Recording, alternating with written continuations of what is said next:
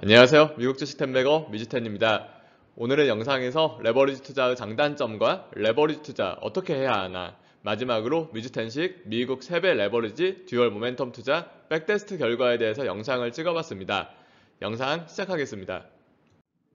먼저 레버리지 투자의 장단점입니다. 레버리지 투자의 장점은 자산 가격이 우상향할 시에 엄청난 수익을 기대할 수 있다입니다. 나스닥 3배 레버리지 TQ 같은 경우 상장 이후에 140배나 상승을 했고 동기간에 1배인 QQQ는 7배 정도 상승을 했습니다. 엄청난 수익률, 이 한마디로 레버리지 투자의 장점을 정의해 볼 수 있기 때문에 더 이상의 부연은 하지 않고 바로 다음으로 넘어가겠습니다. 다음으로 레버리지 투자의 단점입니다. 레버리지 부정론자들이 가장 많이 이야기하는 단점은 레버리지 투자는 횡보 시에 가격이 하락한다는 점입니다. 예를 들어 보겠습니다. 기초자산이 10% 정도 하락하면 2배 레버리지는 20%, 3배 레버리지는 30%가 하락을 합니다. 이때 기초자산이 다시 원금이 되려면 10%만 상승하면 다시 원금이 될까요? 그렇지 않습니다.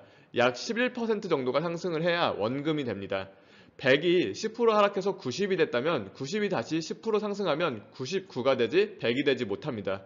그래서 다시 원금이 되려면 조금 더 많은 11.11%가 필요합니다. 똑같은 논리로 20% 하락한 자산이 다시 원금이 되려면 25%가 필요하고 30% 하락한 자산이 다시 원금이 되려면 42% 정도가 필요합니다. 만약 기초자산이 10% 하락한 다음에 다시 11.11%가 올라서 원금이 되었다면 2배 레버리지와 3배 레버리지는 각각 어떻게 될까요? 기초자산이 11.11% 상승했다면 2배 레버리지는 22.22%가 상승하게 됩니다. 원금이 되려면 25%가 필요하기 때문에 아직 원금의 3% 정도 못 미치는 상황이 발생합니다. 3배 레버리지는 기초자산이 11.11% 상승했다면 33.33%가 상승하게 됩니다. 원금이 되려면 약 42%가 필요하기 때문에 아직 원금의 10% 가까이나 미치지 못하는 상황이 발생합니다. 지금 보시는 그래프는 2020년 코로나 폭락 시에 나스닥 ETF인 QQQ와 3배인 TQQQ 가격 움직임입니다. 자주색 실선이 QQQ, 위아래로 크게 움직이는 파란색 실선이 TQ입니다. Q가 다시 원금에 도달했을 때도 TQ는 아직 저 바닥에 머물고 있고 한 달 뒤에서야 원금에 도달하는 모습을 볼 수 있습니다. 하지만 그 뒤로 계속 상승하면서 역시 TQ가 Q 가격을 역전을 합니다. 다만 이렇게 상승과 하락이 반복되는 구간에서는 확실히 TQ 가격이 더 떨어지게 됩니다. 레버리지 투자의 두 번째 단점입니다. 레버리지 투자는 기초자산이 큰 폭으로 하락하게 되면 돌이킬 수 없는 손실을 야기합니다. 최근 10년 동안에는 50% 이상의 하락 구간이 존재하지 않았지만 2000년 이후로 놓고 본다면 2000년 초 IT 버블과 2008년도 금융위기 시에 50% 이상의 하락이 나타나게 됩니다. 이런 하락장에서 3배 레버리지는 거의 돌이킬 수 없는 타격을 입습니다. 2000년도와 2008년도는 TQ가 아직 상장 전이어서 정확한 데이터를 확인할 수 없지만 나스닥 종합지수로 TQ 가격 움직임을 시뮬레이션 해보면 IT 버블 때 TQ는 99% 이상이 하락하게 되고 금융위기 때는 93% 이상 하락하게 됩니다. 이 정도 하락이 다시 원금이 되려면 얼마나 많은 시간이 필요할까요? 제가 99%의 손실이 다시 원금이 되기 위한 수익률과 기간을 계산해봤습니다. 그랬더니 연복리 10% 수익률로는 49년, 연복리 20% 수익률로는 26년, 연복리 30% 수익률로는 18년이 걸립니다. 레버리지 투자가 위험한 이유입니다. 레버리지 투자 세 번째 단점입니다. 지수가 폭락할 시 상장 폐지될 수도 있다는 점입니다. 하지만 이 부분은 팩트 체크가 필요한 부분입니다. 저는 주가지수를 기초자산으로 하는 레버리지 ETF가 하락 시 상장 폐지 당할 것이라고는 생각하지 않습니다. 그 이유는 SQQQ만 봐도 알 수가 있습니다. SQ는 TQ와 반대로 나스닥 인버스 레버리지 ETF입니다. TQ와 똑같은 날에 상장돼서 현재 가격이 상장 가격보다 100분의 1도 채 되지 않습니다. 그만큼 나스닥이 많이 올랐기 때문에 SQ 가격이 이렇게 많이 하락을 한 것입니다. 반대의 상황도 마찬가지입니다. 나스닥이 아무리 많이 장기적으로 하락을 해도 TQ가 상장 폐지되지는 않습니다. 만약 하루에 나스닥 지수가 34% 이상 하락하게 된다면 TQ가 상장 폐지될 수도 있습니다. 하지만 미국 주가 지수는 하루에 20% 이상 하락하게 된다면 당일 거래가 완전히 중단되고 다음날 다시 개장하게 됩니다. 따라서 이 가능성도 없습니다. 또한 코로나 폭락 시에 상장 폐지된 원유 레버리지 ETF를 언급하시면서 TQ도 상장 폐지될 수 있다고 말씀하시는 분도 제가 봤습니다. 코로나 폭락 시 원유 선물은 가격이 마이너스까지 내려갈 정도로 비정상적으로 움직였기 때문에 상장 폐지가 가능했습니다.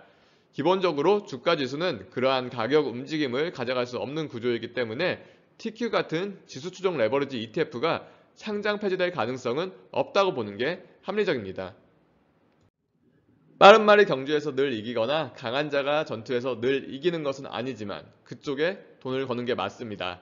동의하십니까? 주식 투자도 마찬가지입니다. 그리고 레버리지 투자일수록 더욱더 이 원칙이 지켜져야 합니다.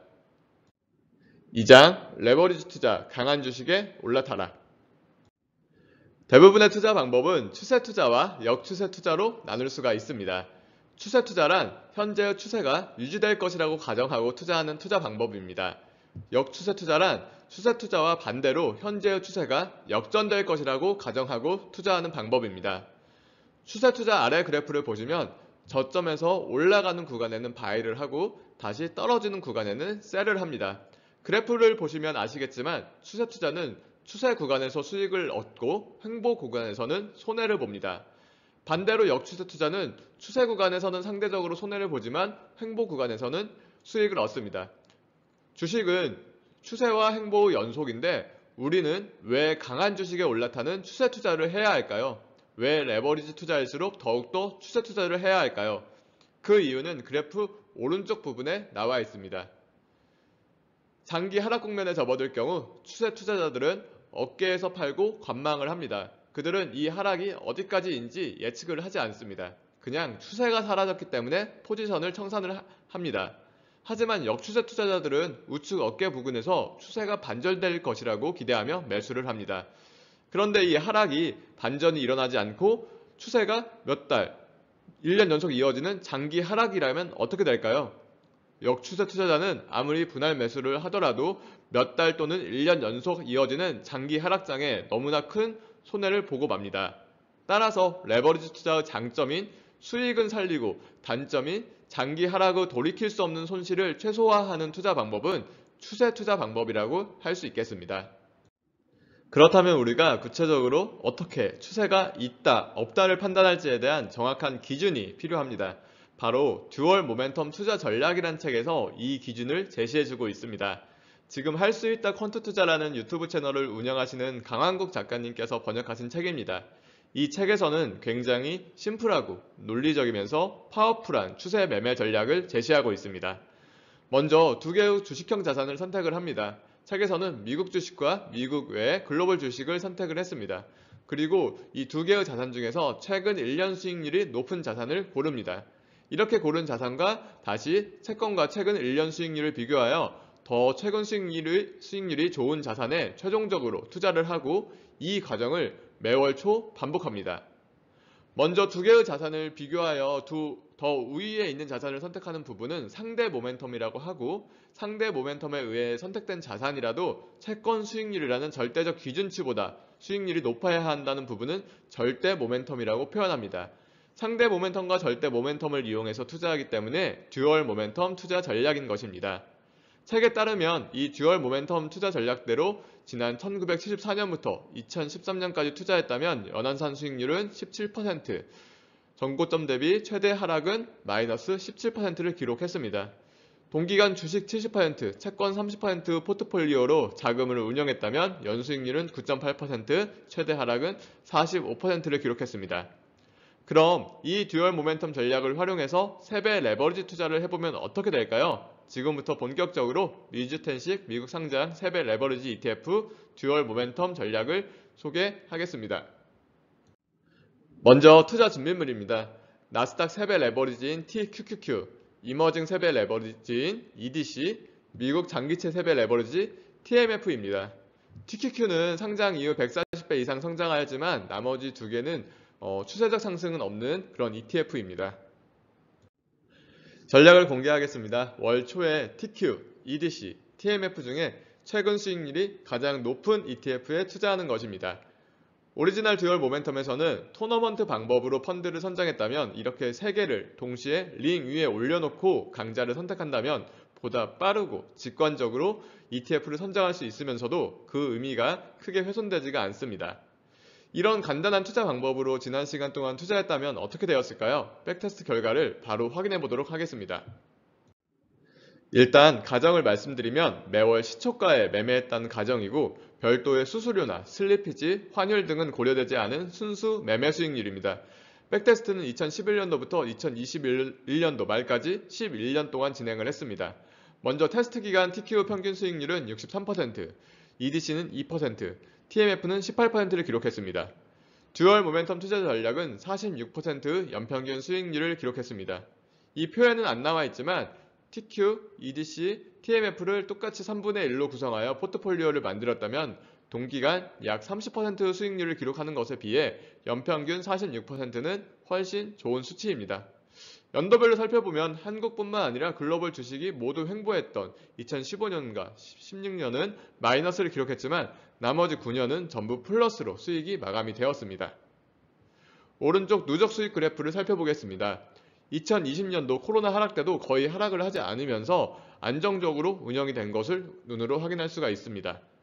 누적 수익은 TQ가 약 105배 정도 상승한 반면 듀얼 모멘텀 투자 전략은 약 35배 정도 상승하였습니다. 물론 세부적으로 살펴봐야겠지만 이 정도 결과면 꽤나 안정적으로 투자가 되었다고 판단이 됩니다. 다음으로 이제 이런 고민을 했습니다. 금융시장이 안 좋았을 때 듀얼 모멘텀을 중단하고 잠시 쉬어갈 수는 없을까? 시장 하락을 예측한다기보다는 징후가 좀 안 좋으면 잠깐 쉬어가는 개념을 생각을 해봤습니다. 이머징 마켓, 다른 말로 신흥국 시장은 위기 시 먼저 하락하고 하락할 때 더 크게 하락하는 특징이 있습니다. 이 점을 이용해서 신흥국 시장이 빠지면 그 다른 듀얼 모멘텀으로 투자하지 않고 무조건 TMF를 매수하는 아이디어를 떠올렸습니다. 그리고 마찬가지로 백테스트 해봤습니다. 일단 기존 듀얼 모멘텀 대비 연평균 수익률이 8% 정도 상승을 했습니다. 누적적인 결과도 약 35배에서 65배 정도로 상승을 했습니다. 연도별로 살펴보면 특히 2020년도 코로나 시절에 추가 아이디어가 큰 힘을 발휘했습니다. 작년 2021년도를 보시면 작년에는 신흥국 시장이 계속 좋지 않고 나스닥은 계속 상승했기 때문에 오히려 연평균 수익률이 30%나 감소한 모습입니다. 그래도 신흥국 시장이 최근 좋지 않을 때는 모멘텀 전략을 쉬어가는 게 더 좋겠다라는 판단이 가능할 것 같습니다. 그 다음은 방금 전과는 반대로 공포 국면 매수 아이디어를 고민해봤습니다. 고민 끝에 나온 아이디어는 채권 가격이 급등하면 무조건 주식을 매수하는 것입니다. 이 부분은 약간 이해가 필요한 부분입니다. 아래 그래프는 AGG라는 미국 종합채권 ETF의 20년 동안의 차트입니다. 보시면 일정 추세 없이 박스권을 그리면서 상단과 하단의 폭이 20% 정도밖에 되지 않습니다. 그리고 채권은 전통적으로 주식시장과 역의 상관관계를 가지고 있다고 알려져 있습니다. 항상 그런 것은 아니지만 일반적으로 주식이 상승하면 채권이 하락하고 채권이 상승하면 주식이 하락하는 구조입니다. 그렇다면 왜 채권 가격이 상승하면 급등하면 주식을 매수할까요? 그 이유는 채권 가격이 급등했다는 것은 다음 채권 가격의 움직임은 역추세로 하락 반전할 가능성이 조금이라도 더 높다는 뜻이고 채권이 하락 반전한다는 것은 주식은 상승할 확률이 높다는 이유 때문입니다. 채권 가격이 급등하면 무조건 주식을 매수하고 아니면 듀얼 모멘텀 전략으로 운용되게 백테스트를 해봤습니다. 이번에는 기존 듀얼 모멘텀 대비 평균 수익률이 무려 23%나 상승했습니다. 누적적인 결과도 35배에서 170배 정도로 상승해서 TQ 누적 수익률을 역전했습니다. 연도별로 살펴봐도 한 해도 기존 전략보다 더 나빠졌던 해는 없었고 모두 유의미한 개선이 이루어졌습니다. 특히 2021년도 기존 듀얼 모멘텀 전략만 했을 경우보다 무려 100% 이상의 수익률 증가가 이루어졌습니다. 최종적으로 완성된 아이디어는 다음과 같습니다.